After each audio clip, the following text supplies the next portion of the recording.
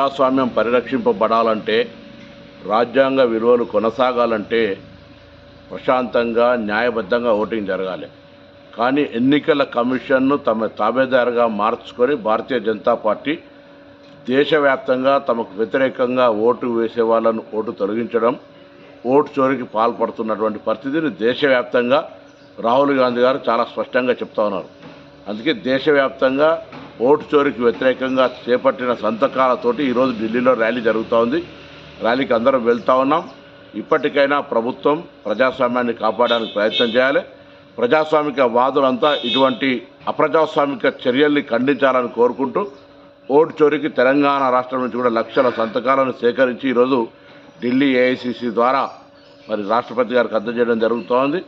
ఇది అప్రజాస్వామిక చర్యగా రాజ్యాంగాన్ని కాపాడడానికి, ప్రజాస్వామ్యాన్ని కాపాడడానికి కాంగ్రెస్ పార్టీ ఎన్ని వేళలా కంకణం కట్టుకొని ఉంటుందనే మాట ఈ సందర్భంగా తెలియజేస్తా ఉన్నాను.